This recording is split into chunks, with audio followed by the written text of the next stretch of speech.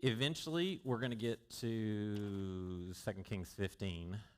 I do want to do a little bit of a review, just to go through, because we're going to finish off Israel's kings tonight. So I want to run down their line real quick and make sure we don't have any holes in our knowledge. You got it. You got it. I know. I graded y'all's test last week. So, I'm Brendan. You missed the quiz last week. So, it was easy. I made 100. I don't know about y'all. So, yeah. I let you grade your own papers. You should have made 100. All right. Let's begin. Obviously, we go from King Saul to David to Solomon. After Solomon, we get this break. Rehoboam goes down to Judah's side. Rehoboam has a servant by the name of Jeroboam. He was sort of the foreman, if you want to call him that. He was in charge of the forced labor or the manual labor. And so I kind of look at him as sort of a Jimmy Hoffa union boss kind of a guy. And he goes to Rehoboam and asks and makes what request? Do y'all remember? What was the request of Jeroboam, of Rehoboam? Take it easy on us. Hey, look, we built the temple. This is really nice. It's great. Solomon wore us out. Just back off a little bit. Now that everything's built, we'll be good. All right? Rehoboam goes to the older guys, and they say what? Sounds good. All right? Young bucks say what? Nah, be tougher. All right? Dad hit you with whips. I'm going to hit you with scorpions. All right? This kind of language stuff. And Jeroboam says what? We're out, all right? So we have this secession, this split, which starts that divided monarchy with Judah and Israel. Everybody cool with that? All right?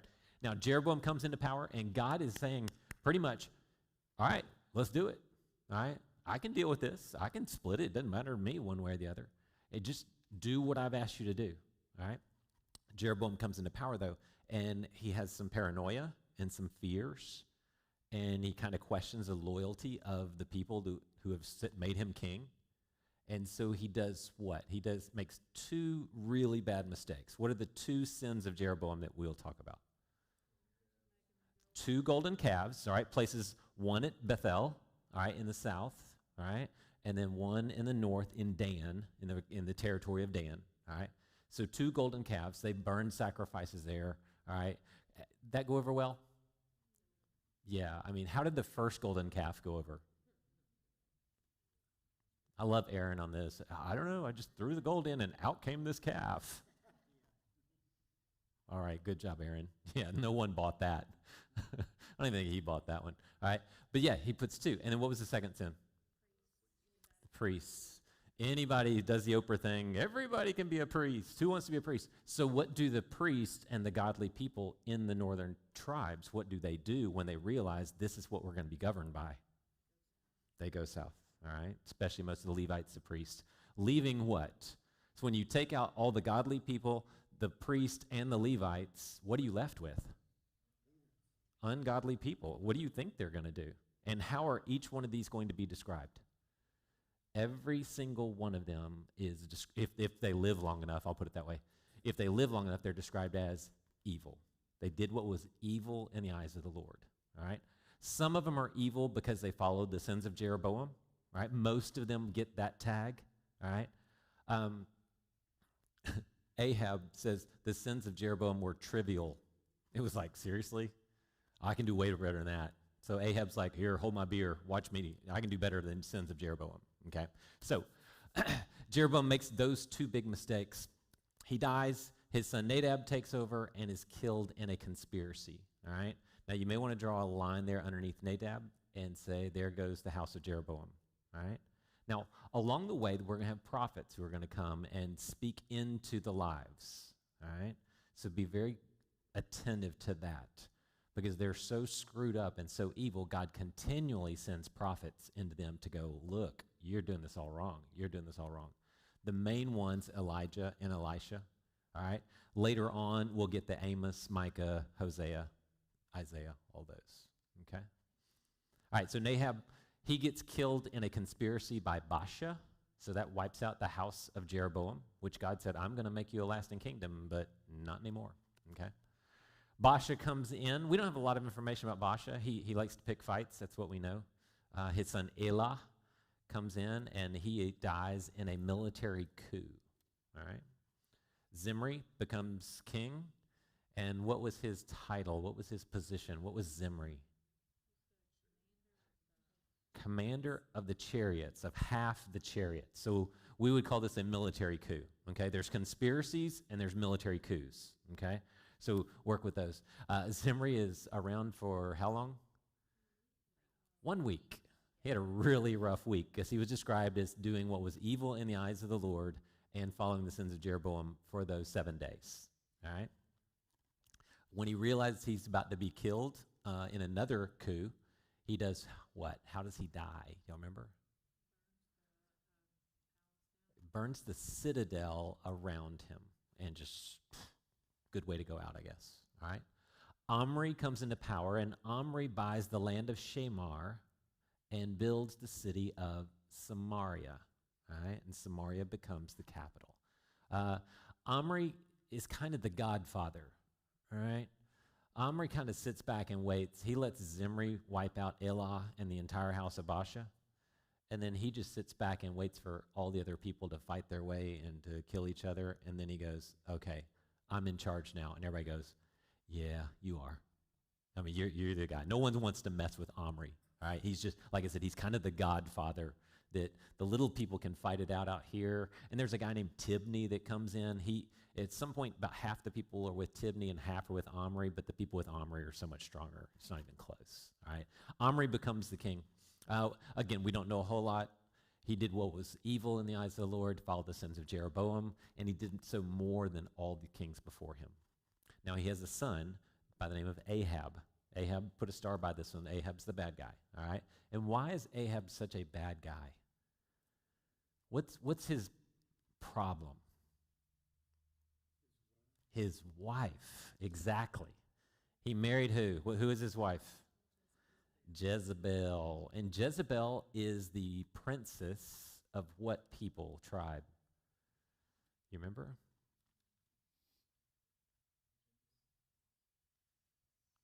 Sidonians. Sidonians. If you look on a map, if you go north up towards Lebanon, modern-day Lebanon, you'll hit the city of Tyre, and above that, city of Sidon.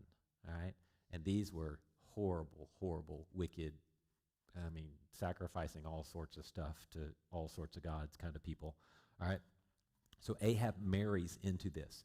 Now, just because you marry somebody bad doesn't mean you're going to turn out bad, but when you are weak and they are very strong and strong-willed, what's going to happen? Who wins in the marriage? All right? The strong-willed person is going to win out. And this is what happens. All right? We also know that Ahab and Jezebel have a daughter named Athaliah. And Ahab decides, hey, let's have peace with Judah for the first time, and let's marry our sons. So Athaliah, Jehoram meet, and Jehoshaphat does what? Okay. Sounds like a good idea. Let's marry my daughter or my son to the evilest person on the planet. All right? Yeah, that's going to work out well, right? Because eventually Athaliah becomes what? The queen, all right? Which is just a horrible period of time, all right? With Ahab, Elijah is his nemesis, all right? Just everywhere he goes, Elijah's sitting there waiting to just tell him, waiting to just get him, all right?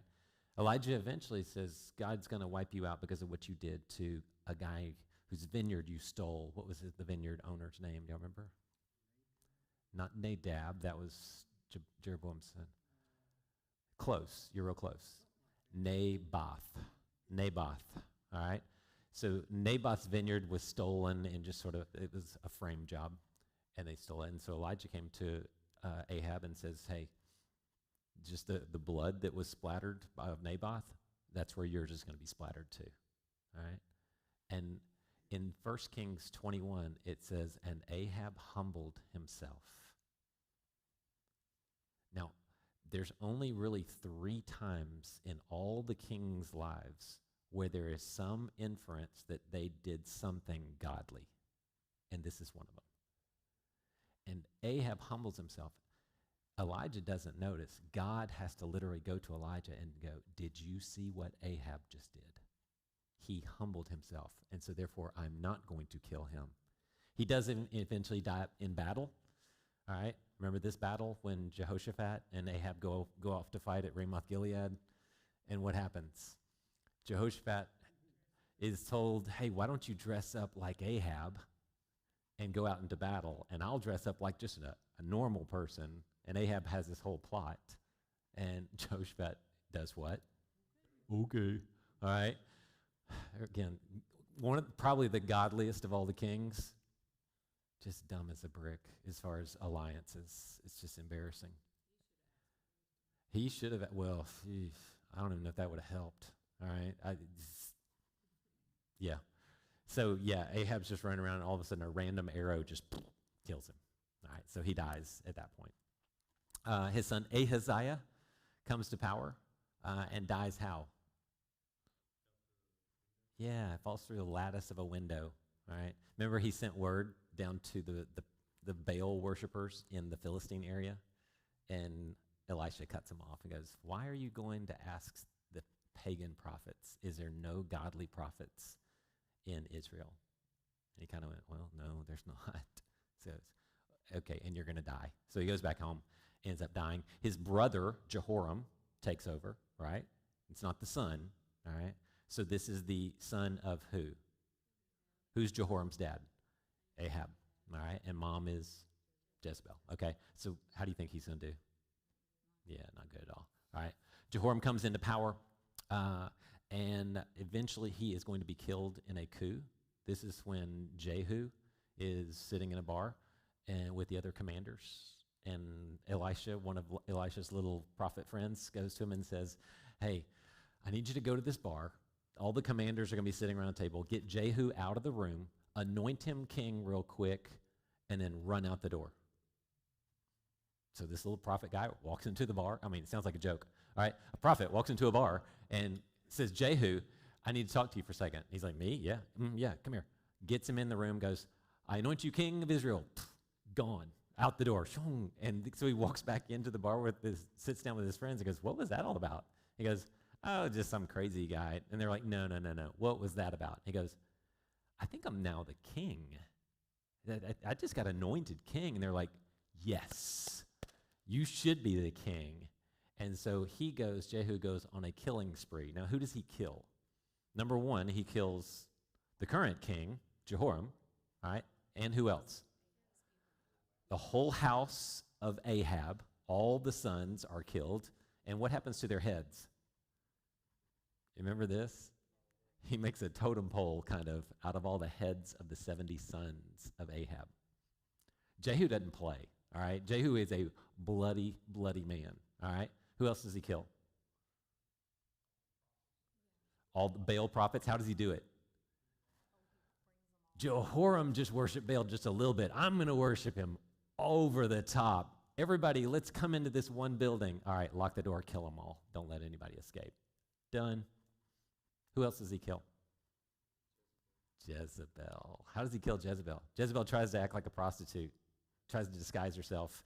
She goes up on a second or third floor, and he goes, hey, somebody throw her down, like literally. And what do? Woo! Splat. He's in his chariot as she's falling, and what does he do? Runs over her, boom, boom, boom, boom, and then goes into the bar, restaurant, whatever, eats dinner, and they go, we should probably go bury Jezebel. So they come back out, and what do they find? The palms of her hand. I don't know how you just find that, all right? And her skull, and something else. I can't remember now. Oh, I can't. It probably was her feet. Yeah. I mean, it's like, what are we supposed to do now? All right, okay, let's bury those things, all right? But this was all prophetic, all right? Elisha told them that this is how you are going to die. Now, Jehu kills everybody. He even kills Ahaziah, who was the king in Judah, who was coming to visit his horrible cousin, all right? Because remember that whole intermarried thing. So he's visiting him, kills him off as well, kills Jehoram off, And then 42 relatives of Ahaziah just came up to visit just to see what was going on, and he kills all 42 of them as well. All right? Then he gets to be king, and what does he do? I think God was going to establish his kingdom just like he had basically told Jeroboam, just like he had told Baasha. All right? Do what I told you to do, and everything will be good. But he did what was evil in the eyes of the Lord, just as who? Jeroboam. He followed the sins of Jeroboam. All right? We rarely get the sins of the father in Israel. That's Judah's side. All right? Remember that? So God says, you did a good job by wiping out Ahab's house, but you screwed up here. So here's the deal. Here's the compromise I'm going to give you. I'm going to give you how many generations? 4 generations. I'm going to let 4 generations, I'm going to let them reign in your place. So this is kind of that second well done. Ahab humbled himself. Jehu, good job wiping out the house. You were very obedient. You wiped out the house of Ahab. Good job. Bad job. I'll give you 4 generations. All right? It's kind of a compromise. Y'all see what I'm saying? It didn't say, okay, your son's going to get wiped out. And it didn't say you'll have an everlasting kingdom. 4 generations. All right? So Jehoahaz comes into power. This is the third one in 2 Kings 13:4. If you're anywhere near there, you can see Jehoahaz sought the Lord's favor. All right? It was sort of a glimpse of just a moment. The rest of it, he's described as evil and followed the sins of Jeroboam. But at one point it says that Jehoahaz sought the Lord's favor, and the Lord gave Israel a deliverer, a Yasha. All right? And Jesus is going to be described as Yeshua. Good. Yasha, God. All right? Jehovah, Yasha, Yeshua. All right? So this is this idea. So we don't know what that was. It doesn't really say in the text. But Jehoahaz gets that market. He searched for the Lord. He sought the Lord's favor. So that was those literally three times when all the kings ever did anything worthwhile. All right? Jehoash, Jeroboam II. Jeroboam II, during his reign, we get Jonah thrown in there. All right? So a little trivia for you. Zechariah, the 4th generation. How long does he last? 6 months. 6 months. You ever thought God was going to give him 4 generations? How was that 4th? It was like, okay, have we crossed the finish line? Did we get him in? Is he in place? Can we kill him yet? Yes. Okay, go ahead. Shallum comes in, and he is going to die in a conspiracy, coup, we're not sure which. Menahem comes into power. During the reign of Menahem, the Assyrians attack under King Pul, and he has this brilliant idea. Let's tax the rich people and bribe King Pul to leave us. And he does. So he takes all the money from the wealthy people, gives it to Pul, and Pul leaves and goes back home. Okay? Now this is a theme you're going to see, because eventually the Assyrians are going to come back and not leave. All right? Pekahiah, his Menahem's son, takes over. All right? Dies in a coup. Because Pekah, it gets complicated. Pekahiah is killed by Pekah, or Pekah, if you want to pronounce it correctly. Now, on your sheet, you can see there's a little bit of moving around here, so it's not a clean little line.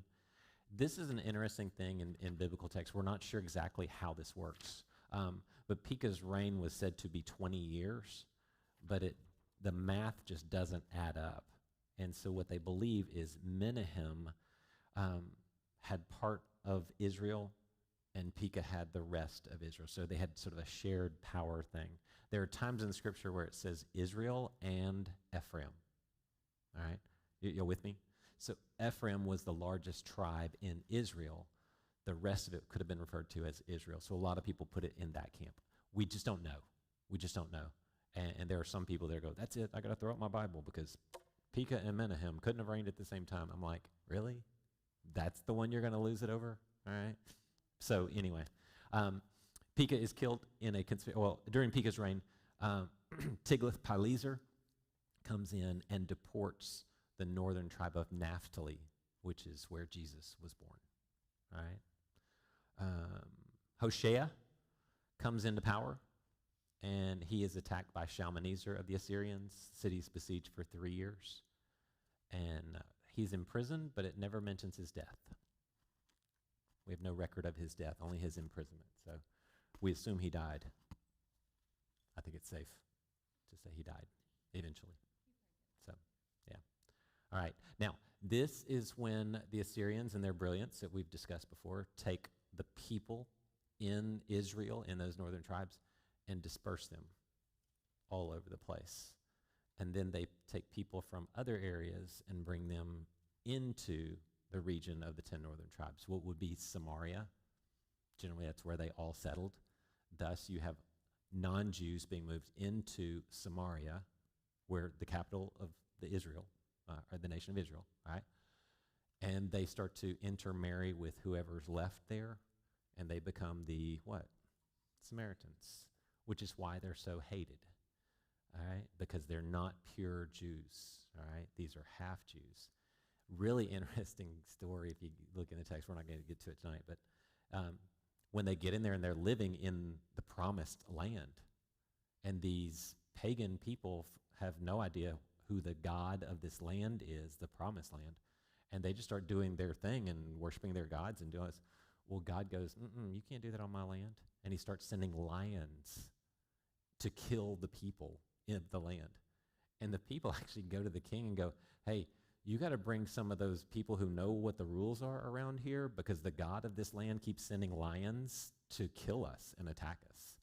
And so they actually do report, all right, bring more people back into there, and they start to teach them. And they get close, but not quite, which is interesting when you look at the woman at the well. Does she have good theology? She doesn't have pagan theology, does she? No, she has some theology, but she says, we worship on this mountain, and we know the Messiah is coming. So it's almost like I'm not from around here, but I've heard the stories. All right, so this is where you can kind of connect the dots when you start thinking about that. So, all right. Now, let's go to, like I said, I'm not going to go through all those kings. You can read it in 2 Kings 15. I do want to get to 2 Kings 17 in verse 7. And just talk about the reasons why they fell. And again, I went over it real fast just because there's just not a lot of information. But I expect you to know it for the quiz next week. So, first, 2 Kings 17, 7. This disaster happened because, always underline that, you need to know this, the people of Israel had sinned against the Lord their God, who had brought them out of the land of Egypt from the power of Pharaoh, king of Egypt. Is that a good reason? How long has it been? How long has God been going, you do one more thing? Parents, y'all with me?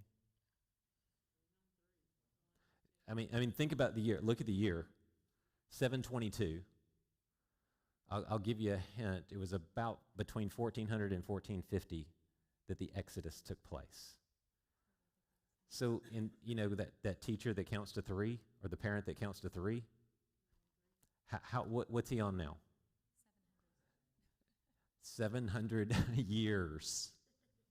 Don't make me count to 700 years, all right? Because I'm going to wipe you out.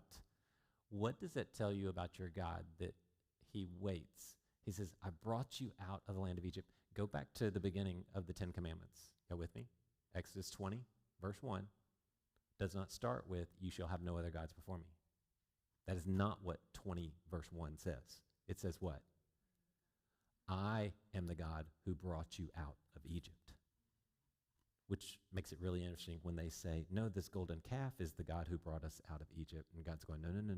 I am the God. And, number 2 is don't make that. All right? So the first verse is, I am the God who brought you out of Egypt.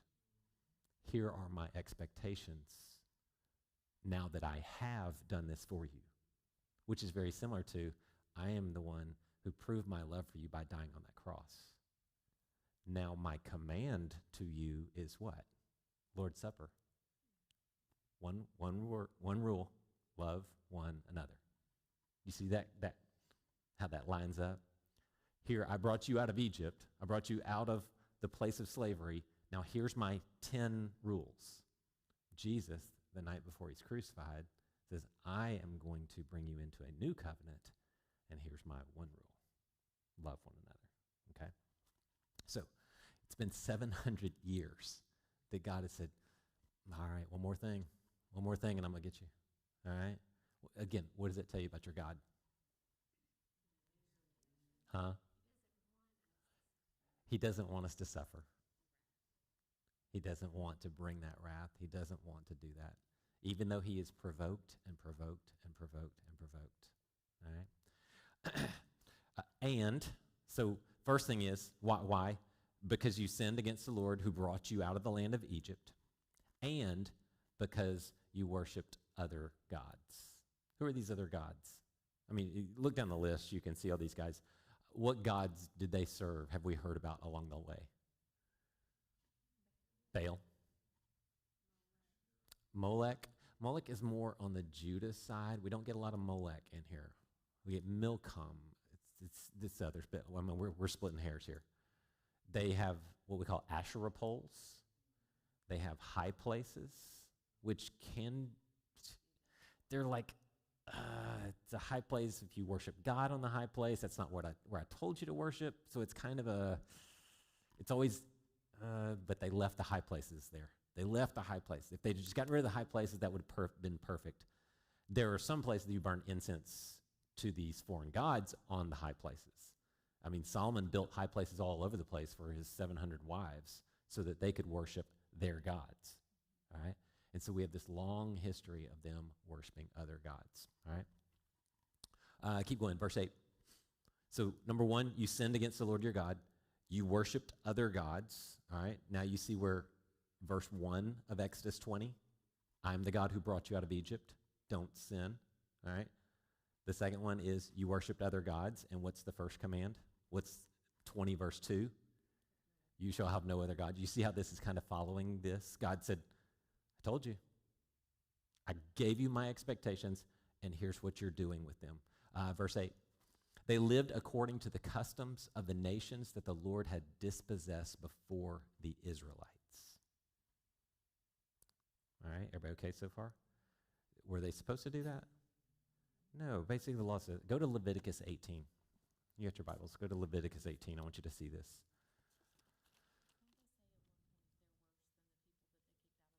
Oh, many times. Yeah, they're described as, you guys are acting more immoral than the people that were in the land before you, which I dispossessed the land from them because of their pagan practices.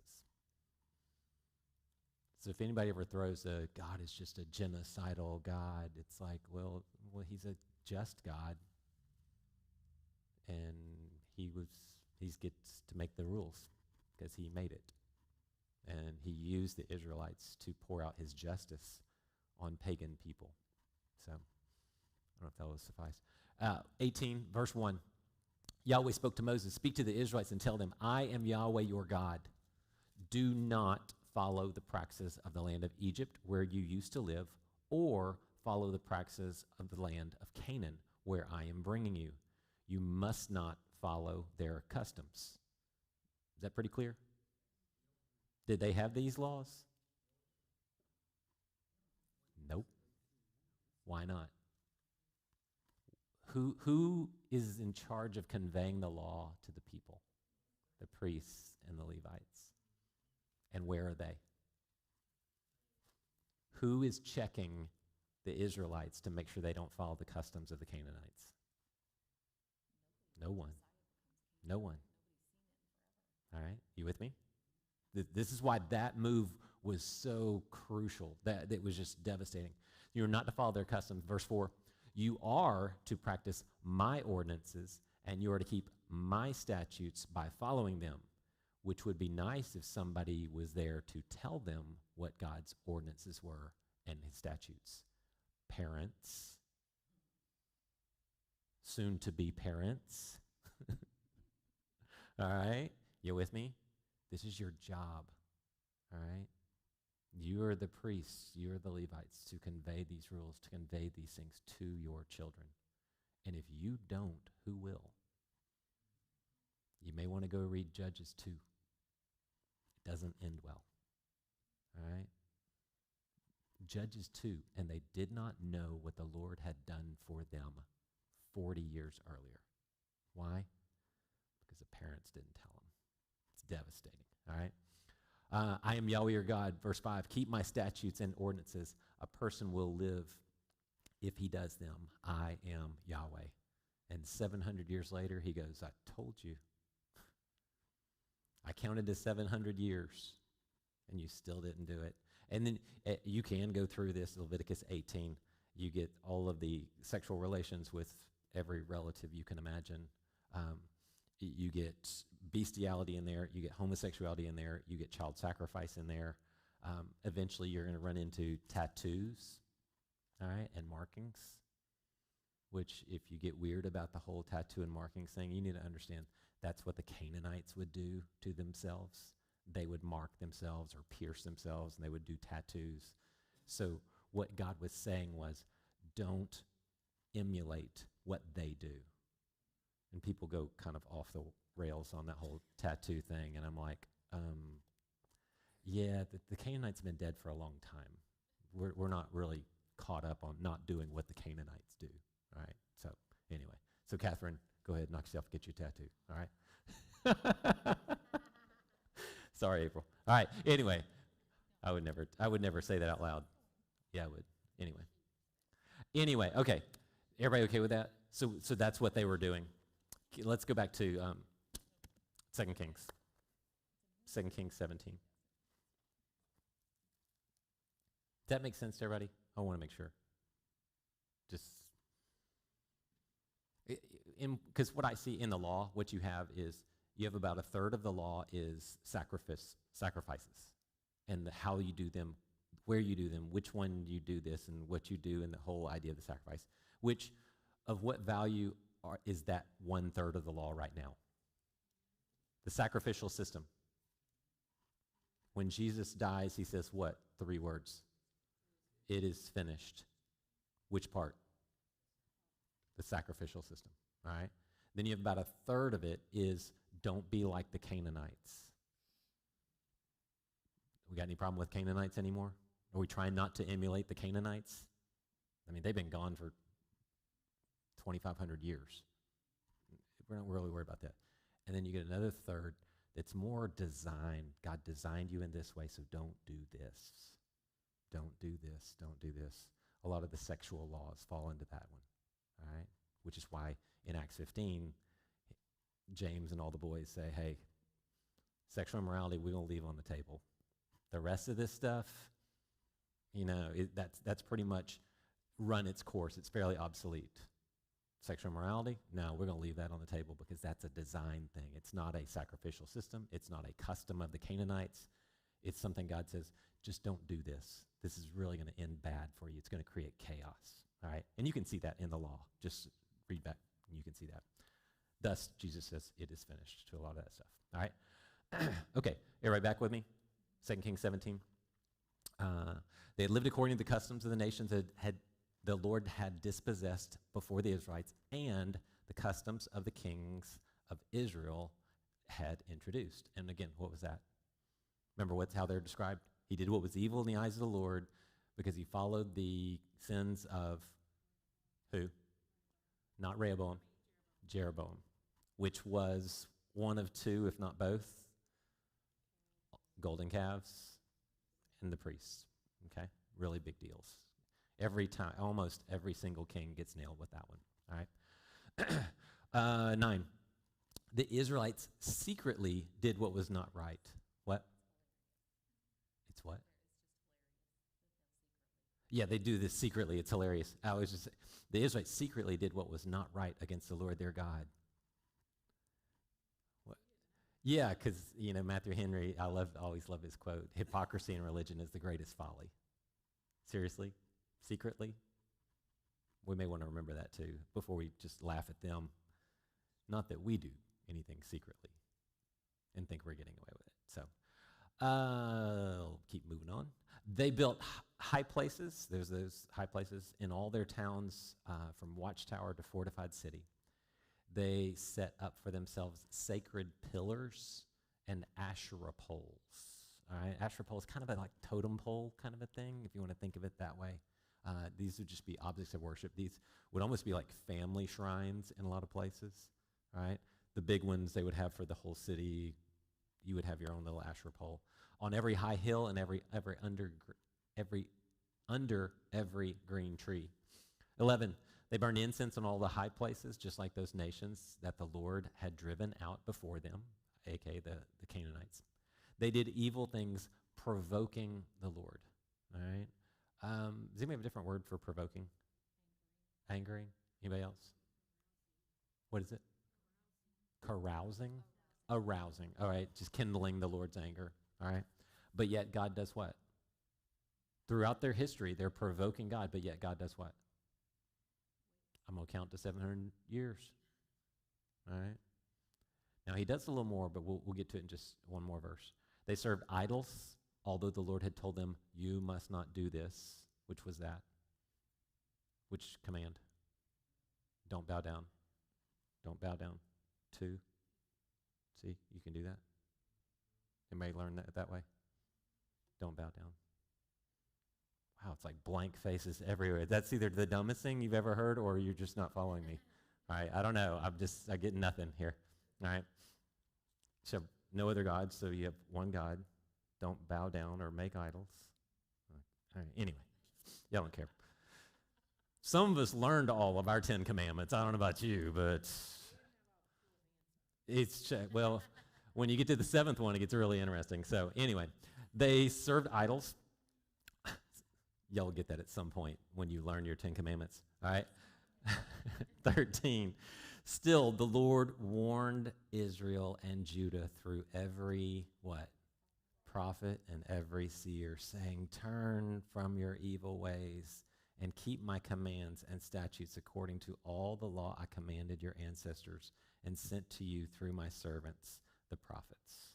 So what is the point of prophets? And as we go through this study, one of the main things I wanted you guys to learn is, why does God keep sending prophets? And it's what? It's that first word, what? Turn. That's their whole reason for being. To turn people around. One of my favorite commercials, it was like the Super Bowl or whatever, and it's this guy, he's driving down the road. It's like a tire commercial, and he's driving down the road, and this squirrel is in the middle of the road doing his little squirrel thing, and all of a sudden he looks up, and the guy's like right on him, and he's like, ah! The squirrel's like, and the guy swerves around because his tires are so great, right? And so he swerves around, and the little squirrel gives him a little, thanks there, bud, appreciate that. All right, and then it's like 6 months later, this guy's driving down the road again with his tires, and all of a sudden this tree falls like in front of him. And he's like, what? And it shows the little squirrel-looking thing who just chewed the tree down so it would fall, and right ahead is a bridge that's like collapsed.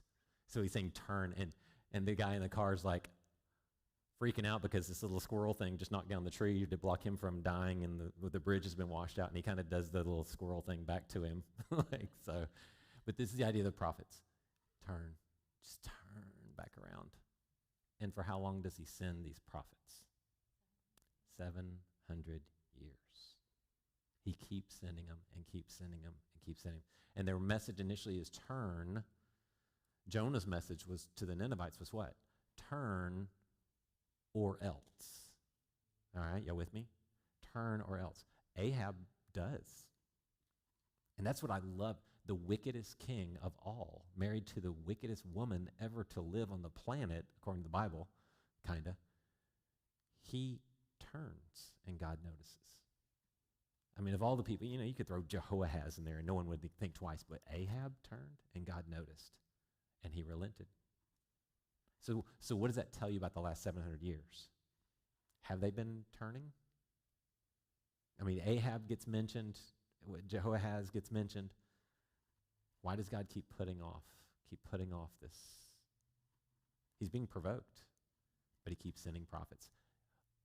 Figure out who your God is. He's a God who sends prophets, who says, turn, turn, turn, turn, turn, turn, turn. All right? Verse 14.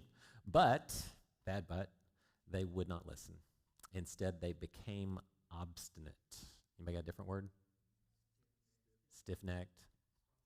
Stubborn. Yeah. Hate to be them, to become obstinate and stiff-necked and not listen. Like their ancestors who did not believe the Lord their God. They rejected his statutes and his covenants he'd made with their ancestors and the decrees he had given them. They pursued worthless idols and became worthless themselves. That should be like a formula that you have written down somewhere. They pursued worthless idols and became worthless themselves. Because that's a formula that will never, ever change. All right? Anytime we pursue worthless things, we become worthless. It drives the quality out of us when we pursue worthless things. Think about what you watch on TV. Think about the videos you click on YouTube. Think about the conversations you have with people. Think about the friendships that you allow into your lives. What are those things that you're pursuing? Do they have worth? Right? I always like Philippians 4:8. Whatever's excellent, whatever's praiseworthy, whatever's true, whatever's beautiful, think on these things. All right?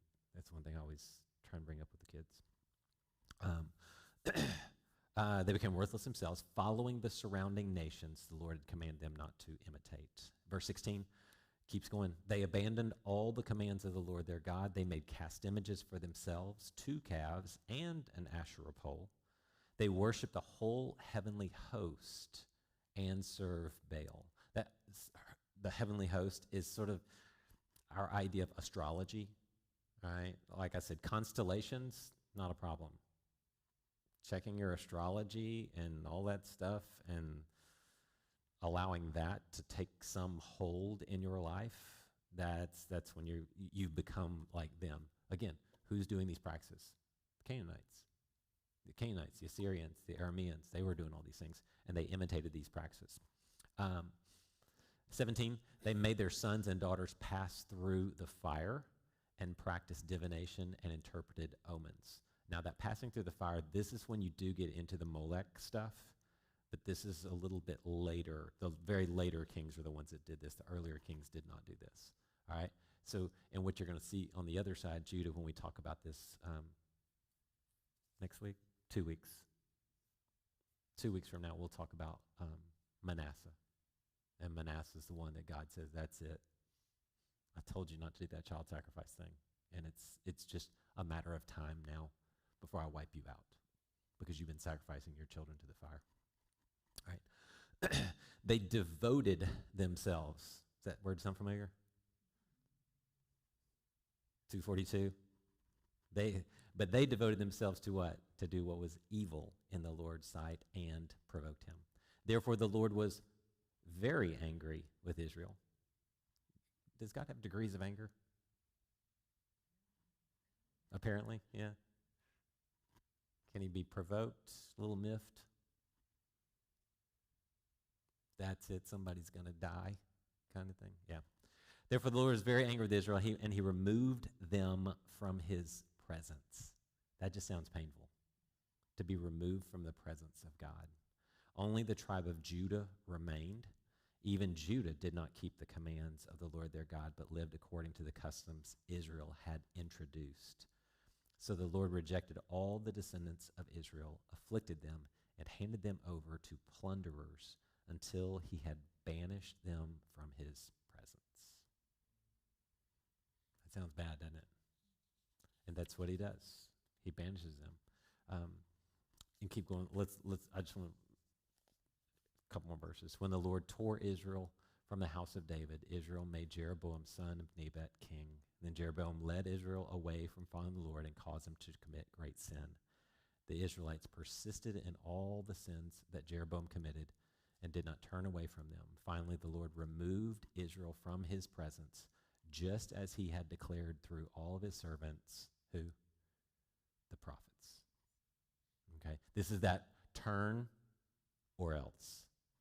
And what did they just get? They just got the or else. All right? So God is this loving God who's going to say, please turn, please turn, please turn. But he's also a just God who, in the end, will banish you from his presence because you've been warned. And again, don't make me count to 700 years. All right? Because eventually the judgment of God will fall. All right? So Israel has been exiled to Assyria from their homeland until today. And then you can read the story about the lions is right after that on your own time. So, all right. Any questions about any of these kings? Anything we've covered as far as the Israelite kings?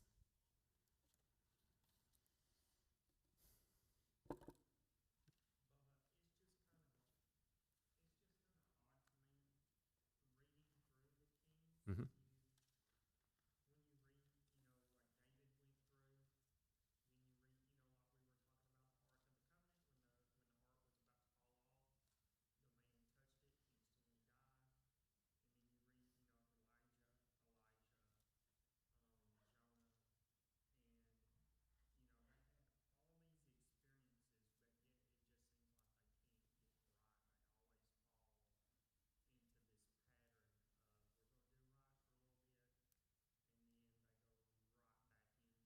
Yeah. Into sin. Mm-hmm.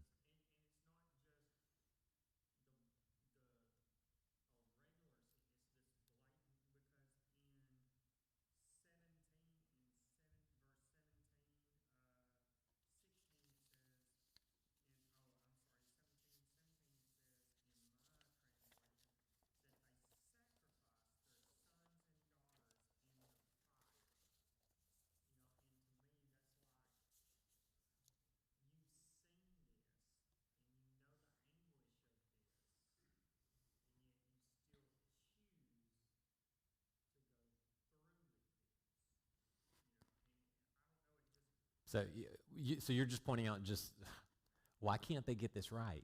Why can't they do this? Here's what I want you to consider. Number one, I would turn the question right back around onto all of us, right? Because, I mean, how many times we've got everything you could imagine. We live in a country where we have absolute freedom of religion. We have the Bible. We have the story. We have the complete story. We have all of their histories. We have all this information. But yet, how often do we sin? Now, more directly to your point, what I would say is just think through the kings of Israel. Just the kings of Israel, not everybody else.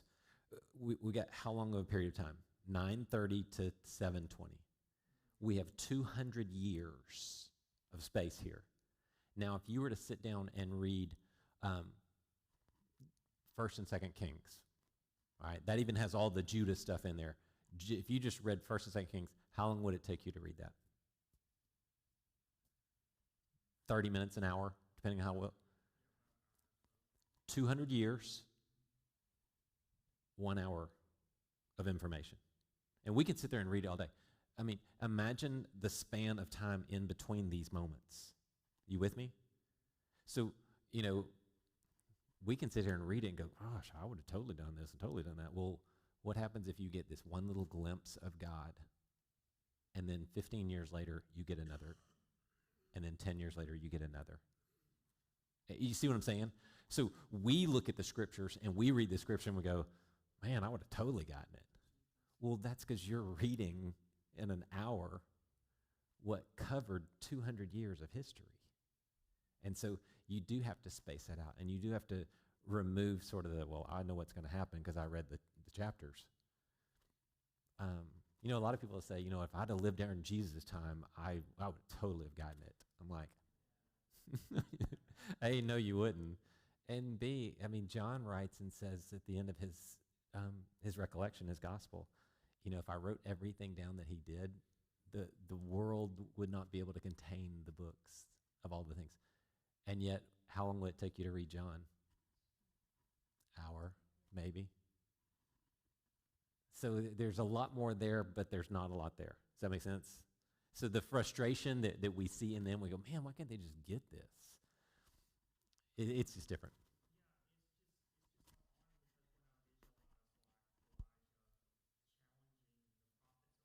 Yeah.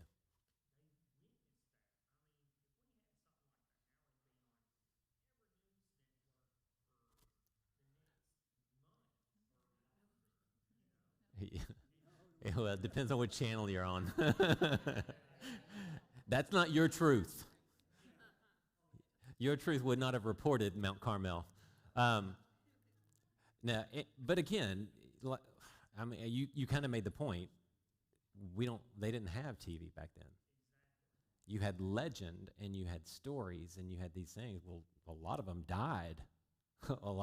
Because it was Elijah versus all of them. And what happened to all of them? They all died. So Elijah's out there. Elijah's not running around going, hey, I killed all the prophets of Baal. No, he's running for his life. So again, we can read it and we see what happens.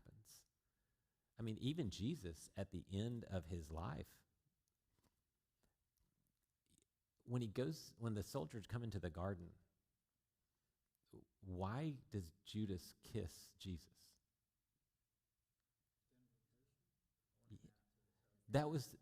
They didn't know who he was. And yet we would read that and we go, how do you not know Jesus is? He's been healing people all over the place. He's been doing all this stuff. He's great. He's all this stuff. They didn't even know who he was. Yeah, it's like you can't Google him. I've always wondered how they knew it was Moses and Elijah on the Mount of Transfiguration. Well, it's like Google image. Hey, I know that guy. You saw the picture in your Sunday school class. How did they know? So it's easy kind of to fall into that trap. Just step back and recognize the amount of time and the amount of information we have, and don't worry about how stupid they were, because we have mirrors in our house. So that should solve that problem real quick. So, Jamie, you had a question? Well, the process of time. Look at the United States. I'm going to be 7 years old. Go back to my childhood to right now. This has gotten so wicked in that short a period of time. It's like. So it's your fault. It's your fault we're so wicked. They had 700 years. I've had 70 years. Yeah. But I've witnessed. Well, indescribable how we've fallen away so far, so fast. Culture devolves quickly, and it will. Say to what Joshua said, I feel like all cultures there is an atmosphere that is created, and people tend to, just like Romans 12 says, do not conform to the pattern, because there is going to be a pattern, and you are not to conform to it. But every culture does. Yeah. There's a pattern. United States, and the bulk of the United States will do it. Will follow it. And whenever I see him punishing them, and you say the 700 years, I'm like, surely not all of them. And it wasn't all of them, because there were prophets, but they got deported right along with them. Yeah. Like, they walked across the desert with everybody else because everybody else was horrible. So they were not exempt from the punishment.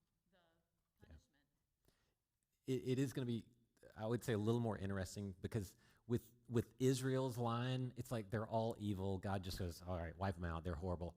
It's going to get interesting when you have this Judah line and you start to get kings like Hezekiah, who did what was right in the eyes, like David did. And then you get his son Manasseh, who just train wrecks it for 50-something years, which the longest reign.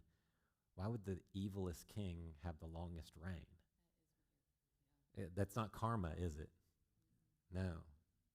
All right? Sometimes God's discipline and punishment is giving you godless kings. All right? And then his son Amon comes in, and then Josiah comes in at 8 years old and seeks the Lord, begins to seek the Lord, and becomes this king righteous just like his father David was.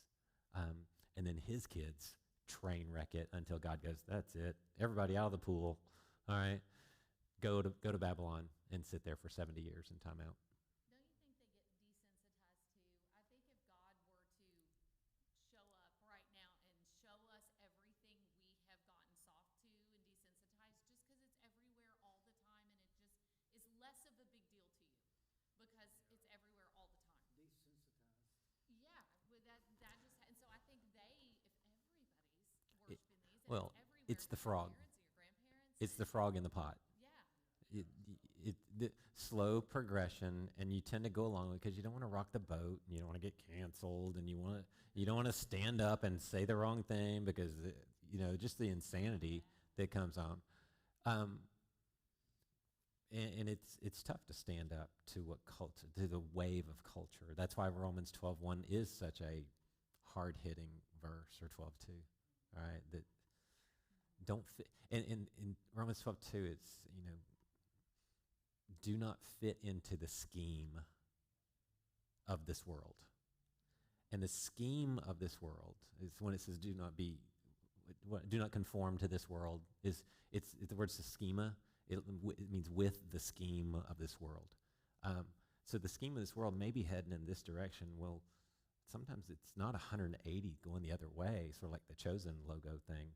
Sometimes it's just 5 feet this way or 5 degrees this way. And so it's hard you can get caught in that scheme and just sort of follow along. You start heading down the wide road. Well, the narrow road isn't necessarily the opposite way. It may just be over here to the side. And you just got to find that and be deliberate with it. And that's why the renewing of your mind is what's so important. That's the mechanism of the not following the scheme, is the renewing of your mind and going, wait. I've allowed my mind to get old, and I start to slide into culture.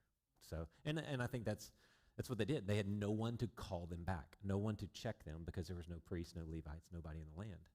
And so that's why, you start sliding away from being with your church family, and you're going to start to slide into pursuing worthless idols, and you will become worthless yourself. You were one of 50,000 at a rap concert at an amusement park, for instance. Then you don't feel alone. You feel like this is normal. Yeah. This is fine. This is all fine. Like, this is not out of the ordinary at all. This is mainstream and not a big deal. I talked to a college student this week. That's just fear-mongering. There's no Satanism. Doesn't matter how many times they say 666. That's just fear-mongering. It's just a gimmick. And I was like, I don't think it is.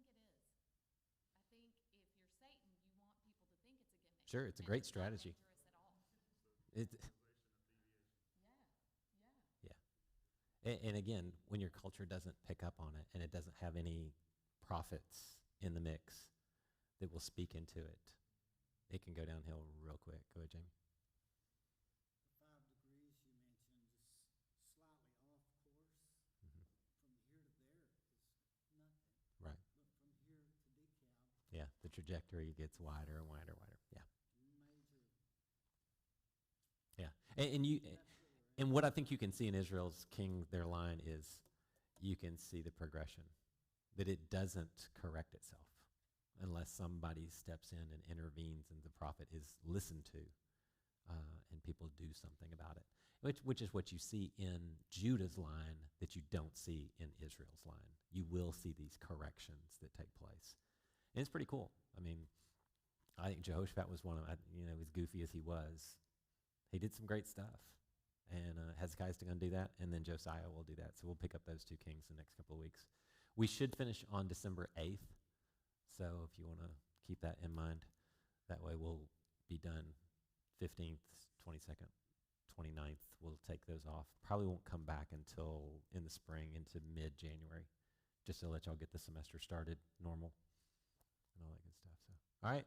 Hey, let me pray for us, and we'll go. Father, I thank you again for these disciples. I thank you for these students of yours that just crave to know your word. I pray that you would give them recollection, give them memory of this. Father, I pray that what has been taught would be constructive and would be useful to your Holy Spirit as he reminds us of these things, as he reminds us of the problems in Israel. I pray that we would be sensitive to those, that we would recognize your spirit, your voice, the prophets that you place into our lives, and that we would be the people who get to walk into people's lives and be the people who can help lead and guide and strengthen others around us. So, Father, I pray that you would just reward these people for their time that they've spent here tonight learning your word, that you would bless them tonight, give them a great night's sleep, and a beautiful day tomorrow. I pray this in Jesus' name. Amen.